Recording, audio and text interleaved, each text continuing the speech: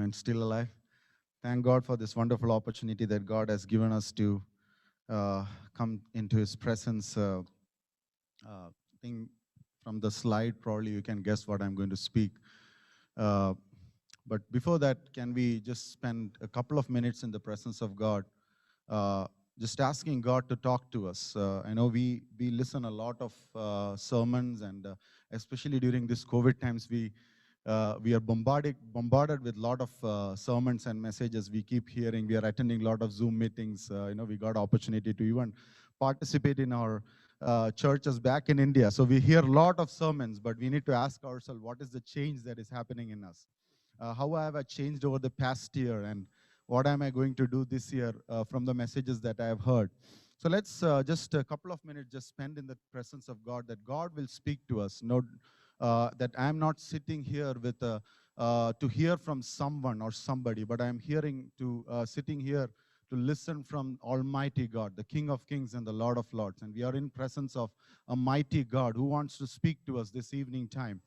Amen. I don't know with what thoughts we are sitting here.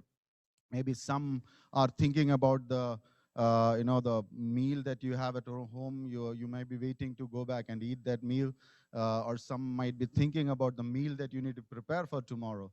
Or some people, kids might be thinking about going home and having some fun because tomorrow is a holiday. Some of us might be thinking about our work tomorrow. What is all those meetings and all I need to attend tomorrow? Some of a lot of things might be going on in our mind this evening time, but let's pray that God will, next few minutes, we are sitting in the presence of God. The Holy Spirit will speak to us, and Holy Spirit will change us and transform us as we hear from the Word of God.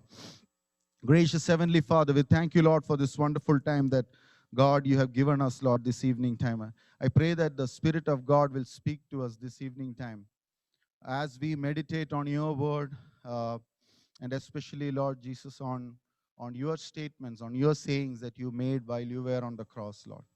Uh, Lord, I pray that you will speak to us, Lord, that your word is powerful, Lord. It is sharper than any two-edged sword, Lord, that can transform us, that can change us, that can mold us, and that can make us, Lord.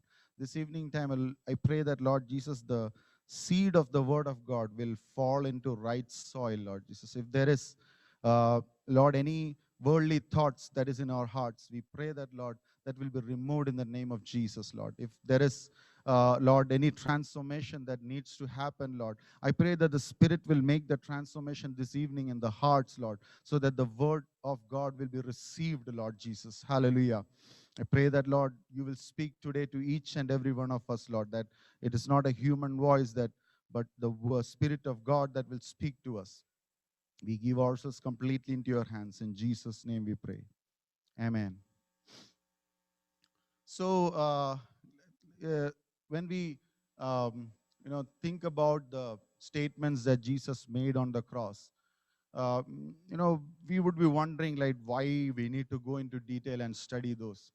Why should we be learning about the sayings of Jesus on the cross? Uh, Go to the next slide. Why are we doing that? Why are we doing this? Because they are mentioned in the Word of God. The sayings of Jesus did not come to us based on some hearsay or some traditions, but it is written in the Word of God. 2 Timothy 3, chapter 3, verses 16 and 17 says, all scripture is breathed out by God and profitable for teaching, for reproof, for correction, for training in righteousness, that the man of God may be complete, equipped for every good work. So every word of God that we are learning and studying, even any psalm that you learn or you memorize as you are a child, or even adults, if you are learning from the word, if you are memorizing, every word of God is breathed out by God and is profitable for us, for correction, for training, for equipping us in every good work. So we see that the 7 sayings of Jesus is spread across the 4 gospels, and it didn't come as an accident, right? The words spoken by Jesus were spoken while he was in the depth of agony and pain. Uh, He was so physically drained on the cross. We know that it is so difficult when we are, thirsty, and many times, when we speak messages like this, it's many times, sometimes it becomes difficult to speak because, after some time you need to drink some water to even speak some things. So imagine that Jesus is suffering so much, having received so much of beatings and walking through the streets of Jerusalem, carrying that heavy cross and being nailed to the cross, having had didn't have any drink or anything, and he's so tired and he was so much in pain and agony, and he is crying out these words, and he's making an effort to make sure that these words are being heard. So the disciples, whoever was around, heard these words, and that is why it is recorded in the Bible. So that is why it is important that we understand what these sayings are, what Jesus wants or the Holy Spirit wants to speak to us through that. So we see that the Holy Spirit made sure that it is recorded. It is recorded in the Gospels. It just like the I am sayings were recorded, just like the Sermon on the Mount, the Beatitudes were recorded, just like all the parables were recorded, just like all the rebukes that Jesus made to the Pharisees and the religious leaders. All those statements were important, and we see that at the same time, the statements that Jesus made on the cross were very important as well. That is why it is recorded, and that's why we need to learn it. Because they were spoken by Jesus. We heard about who Jesus is in the video earlier. Because of who he is, because of who Jesus is. Book of Hebrews begins this way. Long ago, at many times, in many ways, God spoke to our fathers by prophets. But in these last days, he has spoken to us by his Son, whom he appointed the heir of all things, through whom he created the world. He is the radiance of the glory of God and the exact imprint of his nature. And he upholds the universe by the word of his power. We learn this because it's words of Jesus, because of who Jesus is. Because of who Jesus is. And in these last days, he has spoken to us through his Son. That is what the writer of Hebrews is saying. And that is why words of Jesus, what Jesus spoke to us, are very important for us to learn and study and meditate on and to live according to that. And the next reason that I quoted there is because they were spoken on the cross. Without cross and death of Jesus on the cross, there is no Christianity. There is no meaning to Christianity. Many Christians don't want to preach about cross or what Jesus did on the cross. But Paul is saying in 1 Corinthians 1 verses 22 and 24, for Jews demand sign and Greeks seek wisdom, but we preach Christ crucified, a stumbling block to Jews and a folly to Gentiles. But to those who are called, both Jews and Gentiles, Christ is the power of God and the wisdom of God. And we know that in 2 Corinthians chapter 2 as well, Paul says that I determined to come to you not in eloquence of speech or in human wisdom, but I decided that I determined to speak, to know nothing except Christ and him crucified. So we know that Paul made it sure that he determined that he will speak about cross. He didn't want to preach about all the miracles that he is doing. He didn't want to glorify himself about who he is, about the education background that he has, or what he learned at the feet of Gamaliel, or how great he was, or how rich his father was. He didn't want to speak about anything of that sort, but he wanted to speak about cross. He wanted to speak about the message of the cross because he knew that is where the power of God, that is the power of God. That is what can transform people's life. That is what can transform people's life. A miracle can heal someone's body. But The message of the cross is what will transform people's hearts, which will change people's lives. That is what we see in Acts, and that is what we saw in the ministry of Paul. That is why he determines that I will not preach anything but Christ crucified. Christ Jesus is not, Christ's life or Christ is not about, his incarnation on this earth was not just about his life or what he taught. It was not just about what the miracles he did. Jesus made a lot of statements. Some of the claims that he made were this. Jesus said in John chapter 10, verses 11, I am the good shepherd. The good shepherd lays down his life for the sheep. In John chapter 15, verses 12 and 13, it says, this is my commandment, that you love one another just as I've loved you. Greater love has no one than this, and than that one lay down his life for his friends. We know that in the Last Supper, he broke the bread, and he said, this is my body given or broken for you. He blessed the cup and said, this is the blood of my new covenant poured out for you. He said and he did all these great things. But if he was actually not crucified, if the cross was not there, if his body was not broken, if his blood was not shed, then all the claims about him would have been false. And knowing such a Christ who would not have died for us would have been powerless. It would have been just like any other guru in this world, any other great philosopher in this world. Right? But what Jesus did on the cross is what transforms people's life. Unfortunately, many people want to just take the teachings of Jesus and they just leave it there, and their life is not, their hearts are not transformed. They are not saved. They just take the good things and they implement for their own gains.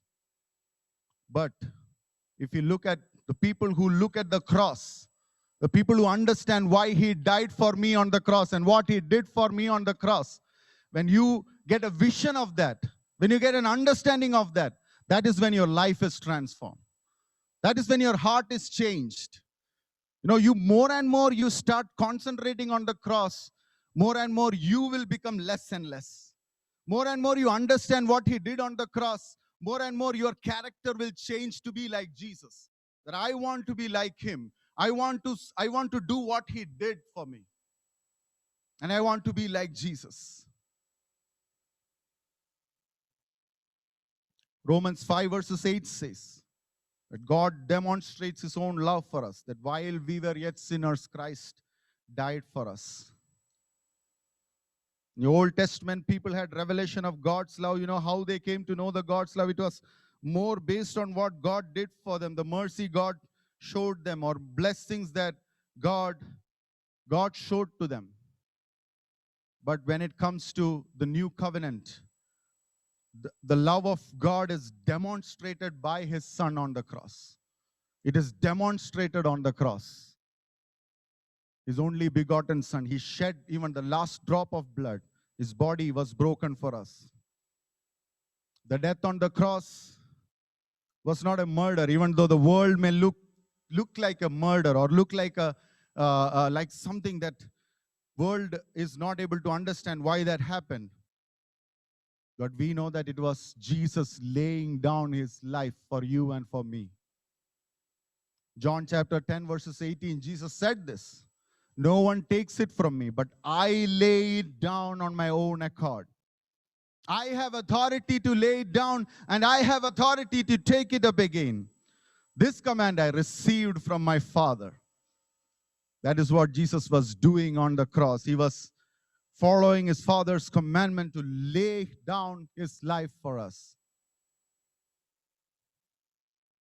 Those people could kill Jesus, or those people could put Jesus on the cross only because Jesus allowed it to happen, because he was doing for each and every one of us. He remembered you and me while he was taking up the cross. He was laying down life for each one of us. Do we have a true vision of the cross today? Are we following Jesus just to receive some blessings? Or do we have a true vision of the cross? The words that Jesus spoke on the cross are important because cross is important. Because of what he did on the cross is important. Let's go to the next slide. We come to the 7 sayings, the words of Jesus that Jesus spoke. We know that he was on the cross for 6 hours. From morning 9 a.m. to 3 p.m. he was on the cross. The 6 statements that he made. First, we see Luke chapter 23, verses 34. Father, forgive them, for they know not what they do. Second statement that Jesus said to the thief who was with him on the cross. Luke chapter 23, verses 43. Today, you will be with me in paradise.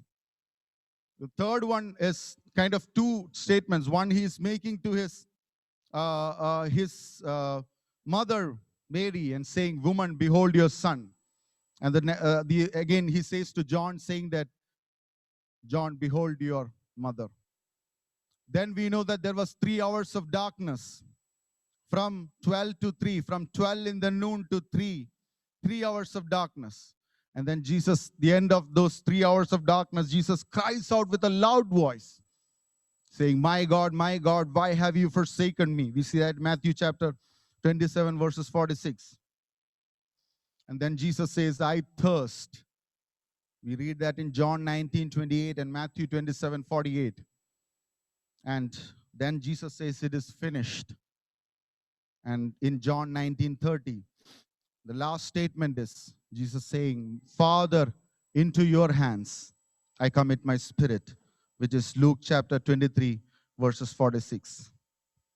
So coming to the first saying, go to the next slide. Luke chapter 23. Let's reading a couple of verses before that as well. 2 others who were criminals were led away to be put to death with him. And when they came to the place that is called the skull, there they crucified him. And the criminals, one on his right and one on his left. And Jesus said, Father, forgive them, for we know not what they do.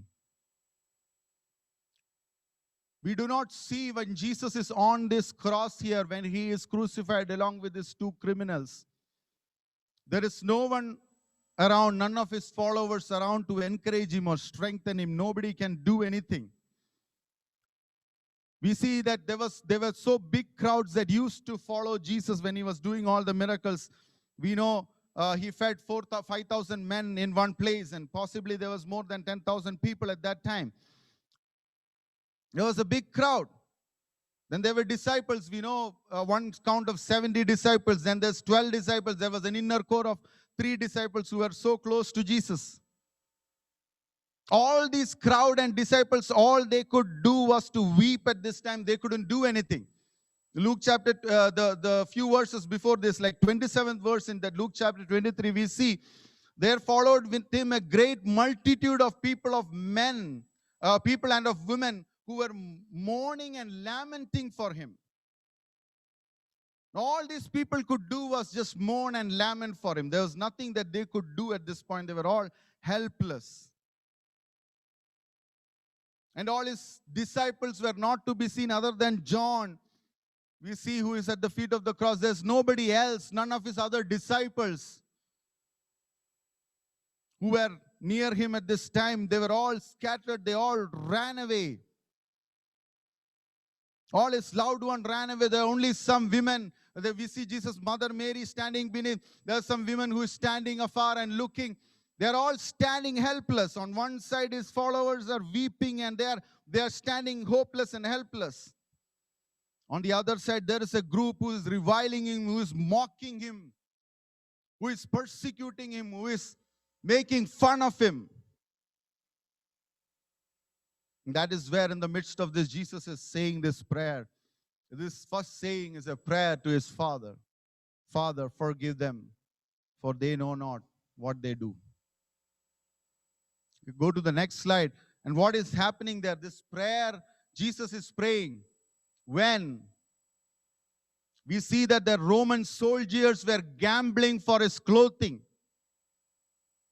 John chapter 19, verses 23 and 24. When the soldiers crucified Jesus, they took his clothes, dividing them into 4 shares, one for each of them, just with the undergarment remaining.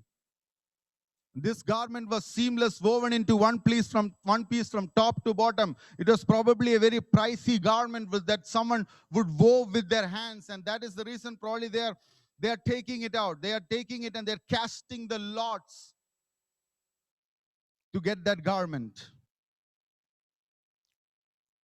On one side, these soldiers are doing this. In Matthew chapter 27, verses 41 to 43, we see the religious leaders who are mocking.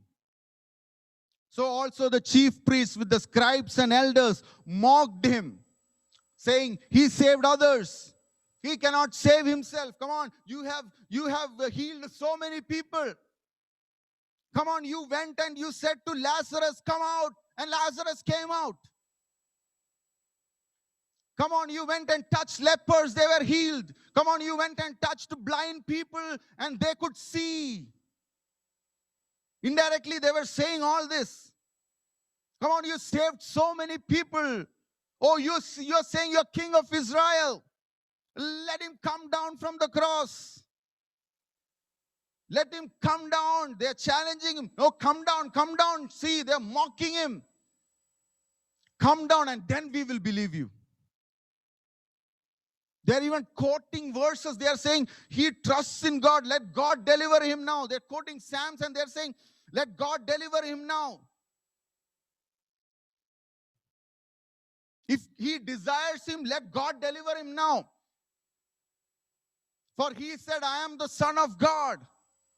If God is so much pleased with you, God will deliver you now. Come on, come on, come on. Show that you are the Son of God.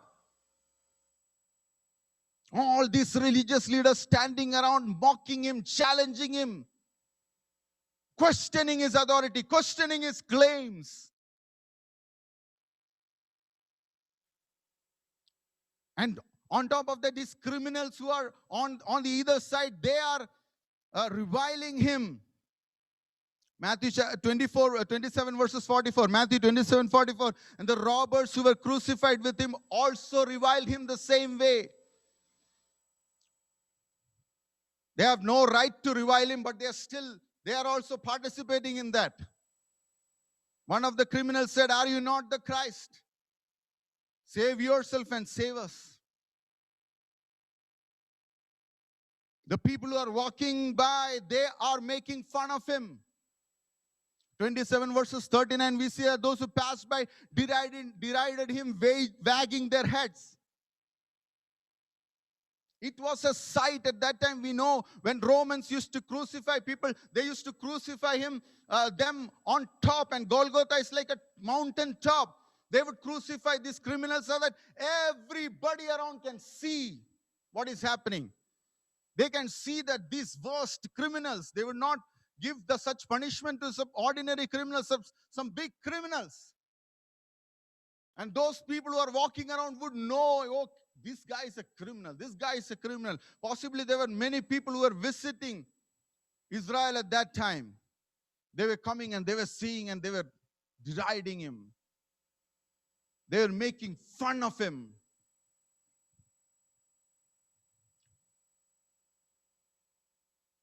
Even in his rejection, even in this agony, even in facing all this pain, not only the physical pain, but the pain of rejection, his own. He came into his own, and in the own did not receive him. His own people, the people whom he loved. Think about this, right? When we read the New Testament, Old Testament, we see how God loved Israel. The same God who loved Israel so much, that Son of God has been put on the cross by the same people whom God loved, whom God called.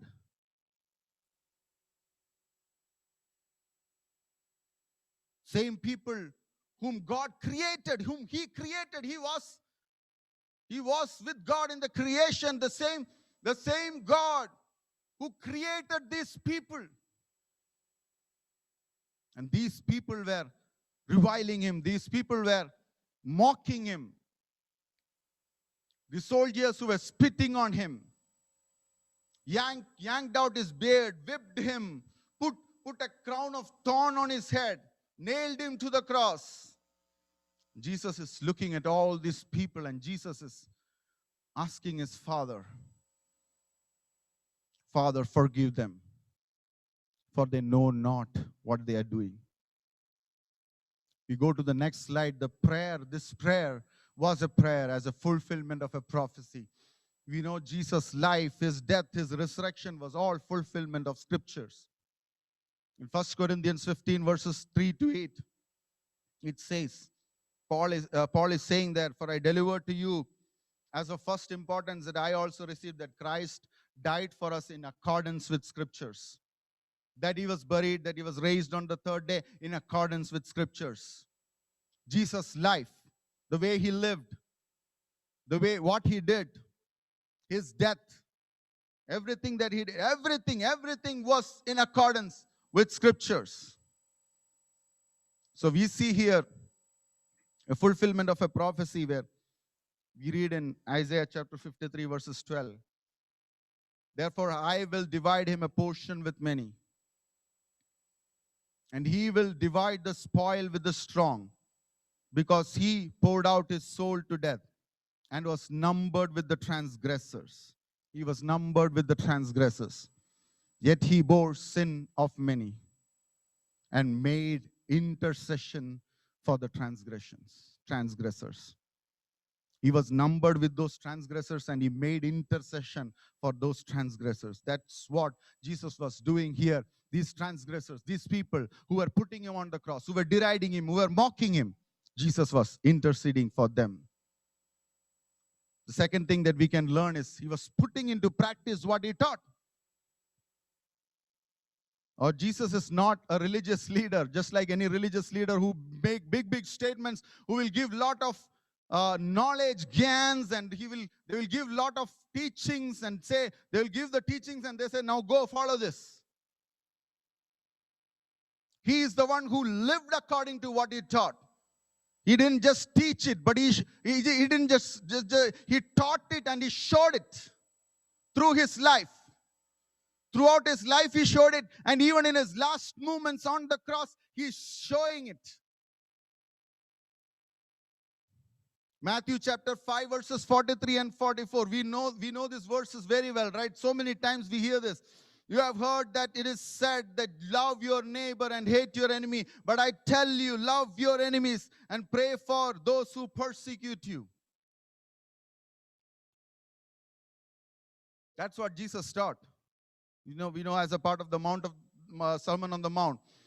Matthew chapter 18, where Peter is coming and asking Jesus, Lord, how often will my brother sin against me and I forgive him? As many as 7 times. Jesus said to him, I do not say to you 7 times, but 7 times 70.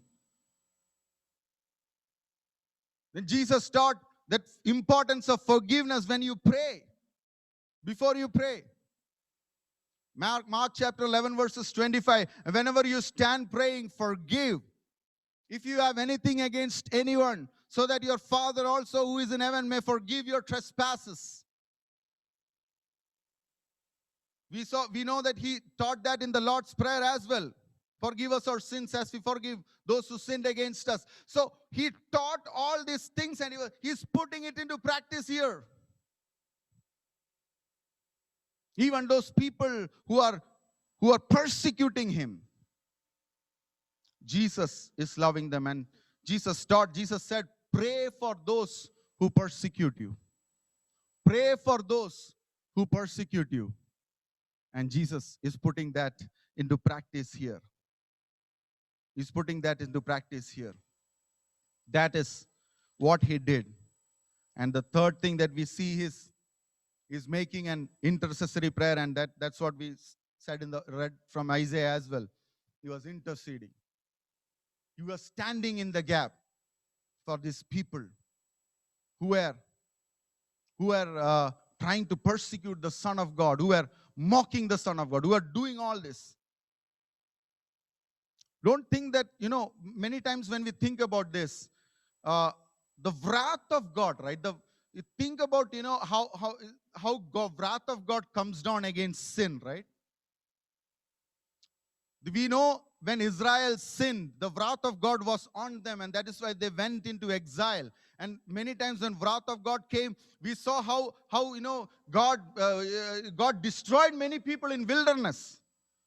Many of the Israelites were destroyed in wilderness because of their rebellion. They rebelled against Moses. Some of them were destroyed because they rebelled against Moses.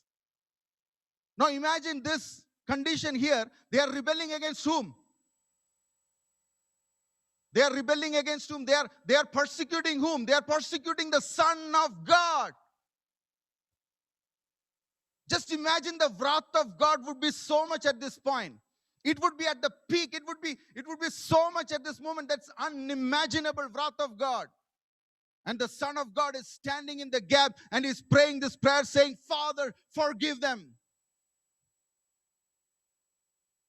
Sometimes I believe probably if Jesus would not have prayed this prayer, the wrath of God might have come down right then. It was probably required that Jesus would pray that prayer at that point, intercede on behalf of these people because of the amount of wickedness they were doing, crucifying the Son of God. Even though they were doing it in ignorance, it was still a great sin in the eyes of God. He's standing in the gap and he's interceding, he's pleading to God saying, Father, forgive them. He started it. He's doing it. He did that intercessory prayer. Even when he was in this world, we know he was interceding for us. He did that high priestly prayer for us. And even on the cross, he was interceding for us.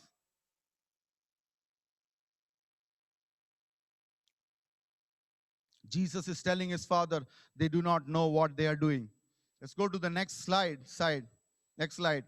The intercessory prayer.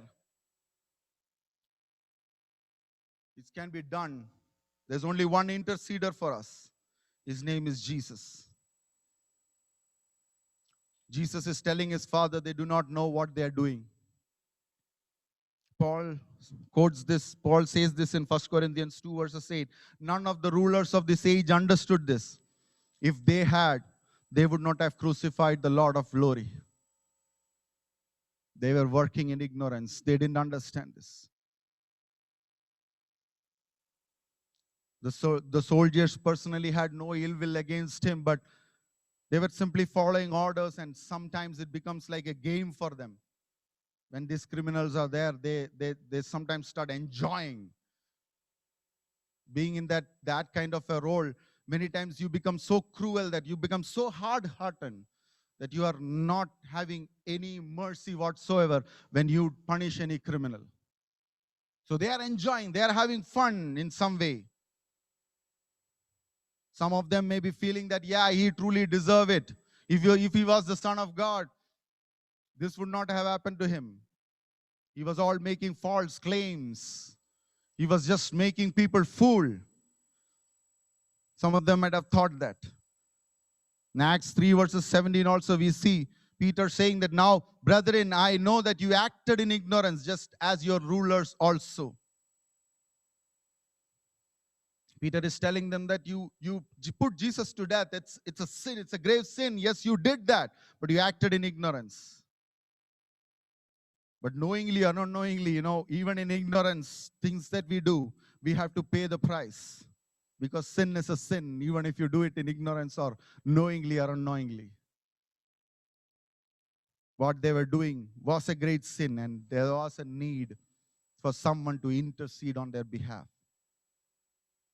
This prayer didn't mean that they will receive automatic forgiveness for sins. It doesn't mean that, they will receive forgiveness for sins. It was just standing in the gap and interceding for them, saying that, Father, give them a chance. Give them an opportunity, Lord, that they will repent of their sins. Do not destroy them, Lord. Do not destroy them in your wrath. He's standing in his gap and in the gap and praying. So Jesus is the only interceder for us. In 1 Timothy chapter 2, verses 5, we see, for there is one God, there is one mediator between God and man, the man Jesus Christ. And Jesus speaks about his role of intercession in one parable. Luke chapter 13, verses 1 to 9, we see that the parable of the barren fig tree. We see that verses first onwards, and we see now there was some present at that time who told Jesus about the Galileans whose blood Pilate had mixed with the sacrifices. Jesus answered, "Do you think that these Galileans were worse sinners than all the other Galileans because they suffered this way? I tell you, no. But unless you repent, you too all will perish." So Jesus is telling that God is giving time for you to repent. God is giving time for you to repent. There are a lot of instances when God punished Sodom and Gomorrah. Jesus is telling about the Tower of Siloam which fell and 18 died. Jesus is telling that there is wrath of God which has come down on many instances. And Jesus is telling that, and after that Jesus is giving this parable. And Jesus is telling about a fig tree which a man grew in his vineyard. And he is going out looking for fruit, but he's not finding any.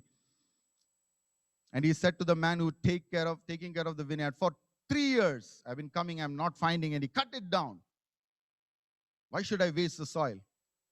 He's saying, "Sir, leave it alone for 1 more year. 1 more year. I will dig it around and fertilize it.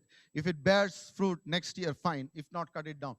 So it is showing the role of Jesus as an intercessor, is standing and saying, 1 more year, give some chance, some more chance for them to repent. So that is what Jesus was doing here, interceding, and he's interceding on our behalf as well today. He's interceding on our behalf as well today. Now what is coming next? Go to the next slide. What do we apply in our personal life from this? What do we apply in our personal life from this? From what Jesus showed on the cross as an example for us? What can we apply? The first question we need to ask ourselves is, are we forgiving like Jesus forgave? As a Christian who follows Christ, I have to follow him completely, what he taught and what he did. He is my greatest example. Paul says in 1 Corinthians 11, verses 1, "Be imitators of me as I am of Christ." So Paul is saying, I am imitating Christ, so you can look at me and imitating me because I am imitating Christ. So our greatest example is Jesus. Paul saying, Philippians 2, "Let this mind be in you, let the mind of Christ be in us." How are we forgiving like Jesus forgave us? Before every prayer that we pray, when we pray for all our needs, do we think that we have unforgiveness in our heart? Is there someone with whom I have grudge that I need to maybe ask forgiveness, or I need to forgive someone? Is there someone who I have hurt? Many times, unfortunately, we become the perpetrators. Unknowingly, we many times hurt people and we think that, other way around. Many times we take it the other way around. We say that, no, I am right, right? That is what comes many times. The self-righteousness comes in and we say that, no, I am right. Are we ready to take the first step? Maybe you are right, but it doesn't matter. What Jesus is teaching us, what he showed on the cross is forgiveness. Are we ready to put that into practice? No matter what the other person did, what more can someone do to us than what those people did to Jesus on the cross? Think about it. What more can people do to us than what people did to Jesus on the cross?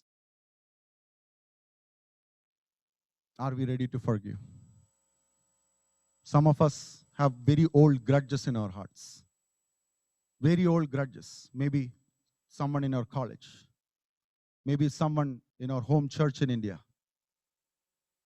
Maybe someone at our workplace. We are still holding that grudge. We are not talking to those people. Can we take a decision tonight that I will make a phone call? I will make a phone call to that person tonight. And I will say, sorry. Sorry. If I hurt you, sorry. And I am ready to forgive. Are we ready to take that step and say that I want to be like Jesus? I want to do what Jesus did. Jesus said, love your enemies. Love your enemies. Many times when we sing songs, about enemies and all that, right? Or read verses like, let your enemies be scattered. That is what we think about, right?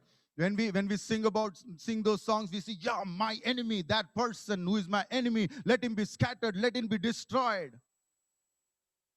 That is what many times comes to our mind. According to Word of God, according to, it was all in Old Testament. When we see Psalms, many times it was directed against the enemies. But what Jesus taught to us, to love your enemies. Pray for those who persecute you. Pray for those who persecute you. That is what Word of God teaches us. That is what Jesus taught us. That is what New Testament, New Covenant believers have to do and implement in their life. And our only enemy, to remind all of us, right? Our only enemy is who? Ephesians, right? It says, our wrestle is not against flesh and blood, but against all the powers of darkness. Against our only enemy is the devil. So our enemies are not people. So Word of God says, love your enemies. We are forget about loving enemies. Think about our life. Many times we are not able to love our brothers. 1 John 4 verses 21 says, if anyone says, I love God and hates his brother, he is a liar. For he who does not love his brother whom he has not seen cannot love God whom he has not seen. So if you are not able to love someone you see, your brother whom you see, brother with whom you are in communion or you are fellowshipping many times, you are not able to love that person, then how can we say that we love God? So are we ready to forgive our brothers? The standard that Peter thought was like 7 times. But Jesus said no. 70 times. There is no limit. There is no limit to how much we can forgive someone. There is no limit. No time in our life we can say that, no, I have enough. I cannot forgive that person anymore. We can never say that in our lifetime, that I cannot forgive that person. That is what Jesus taught us. That we need to forgive, no matter what the other person did. Are we ready to forgive based on the forgiveness that we received? Jesus forgave everything and gave everything to us. What is our response? We received the forgiveness and grace. We were in debt. We didn't deserve the grace of God. We were sinners, rejected, destined to die. And if we received forgiveness, we received grace. Are we ready to show forgiveness? Are we ready to show grace to the people around us, to our fellow believers, to our brothers, to our sisters, to our enemies, so-called enemies?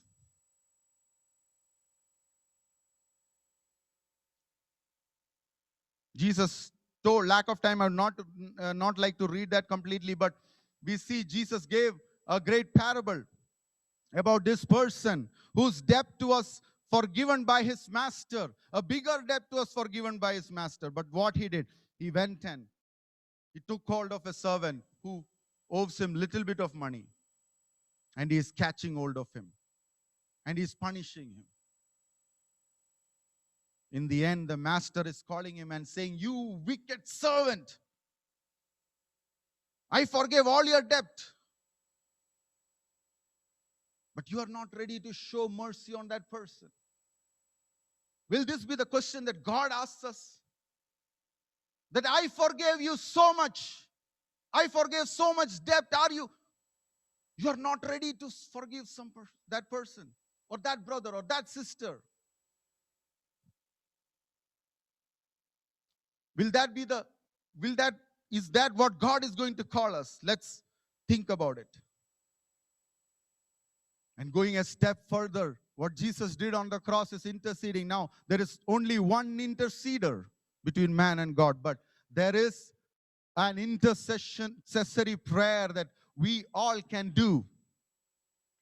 And we see that in 1 Timothy 2 verses 1 and 2. I urge then, Paul is saying, first of all, that all petitions, prayers, intercession be made for all kings, those in authority, that we may live peaceful and quiet life in all godliness and holiness.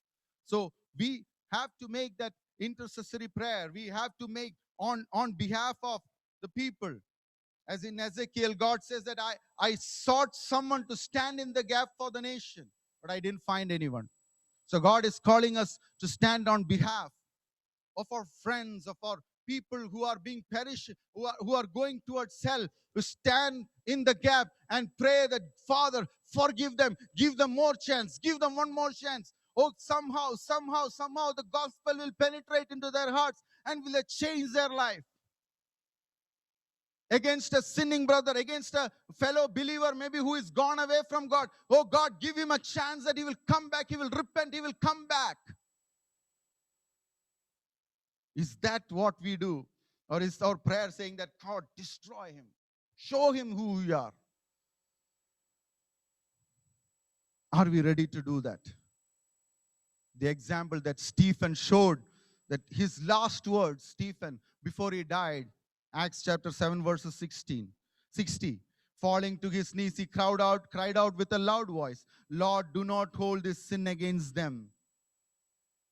Do not hold this sin against them. His last words before. And then he fell down and he fell asleep. Look at a disciple. He was not among the 12 disciples. He was just called to minister in the tables.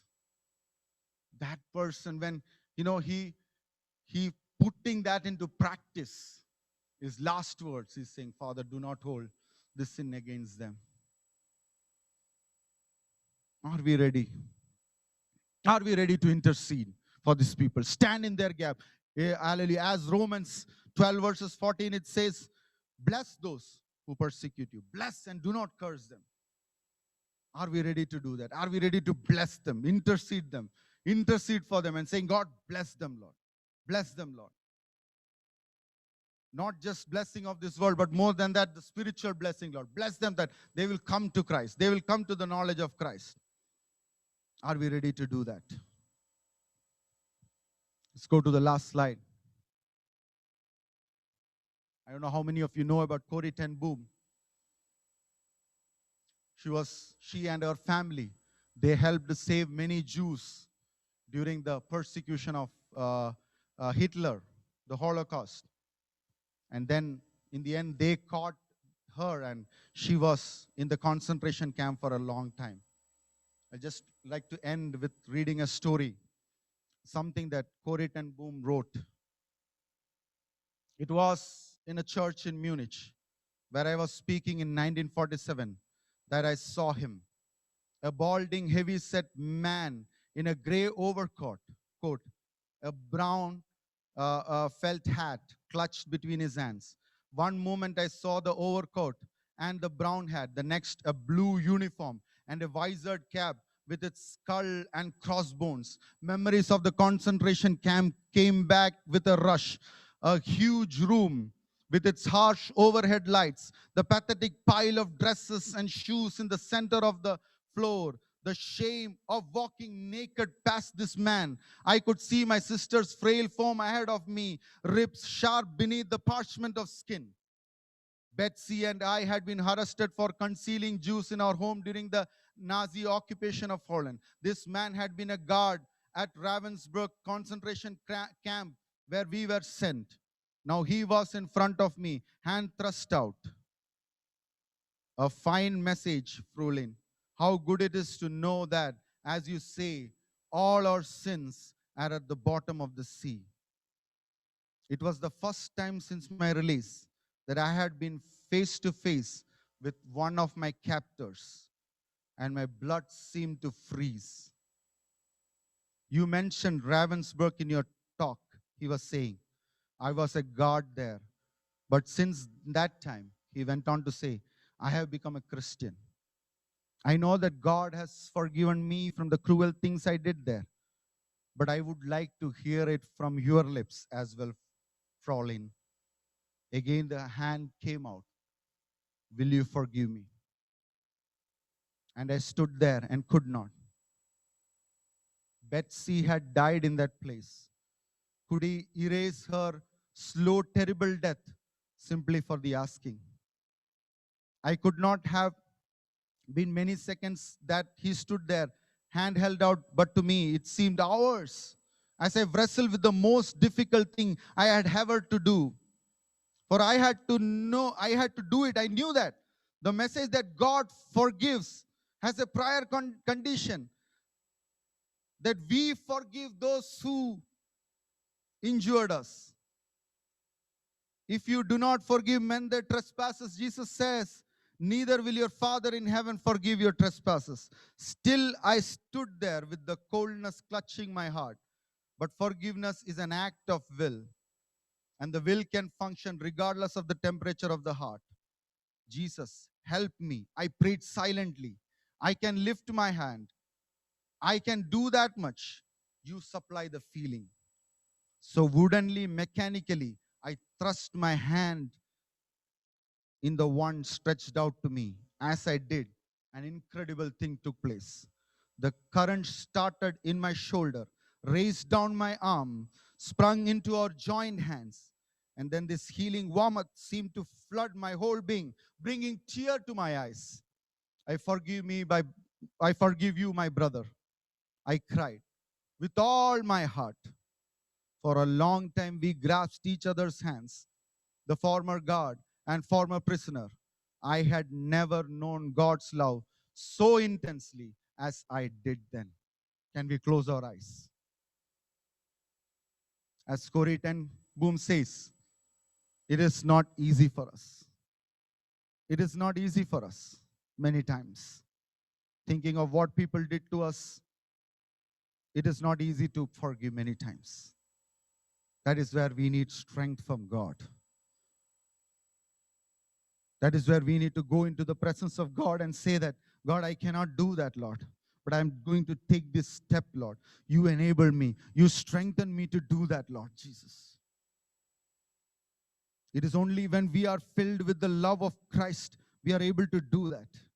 When we start thinking about what He did for us, when our hearts are filled with love for God and what He did for us, that is when we are able to do this.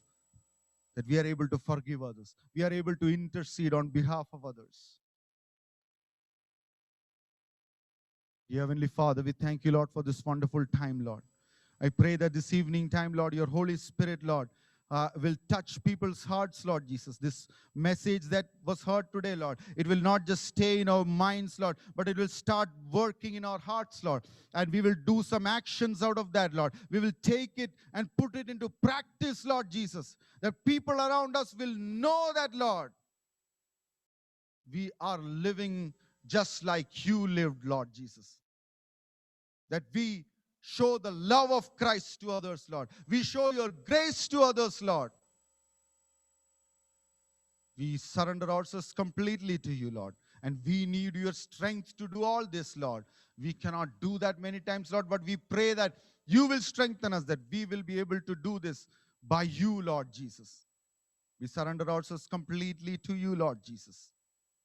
In Jesus' name we pray. Amen. Now may the grace of the Father, may the love of the Father, and the grace of our Lord Jesus Christ and the communion of the Holy Spirit be with all of us. Amen. Amen.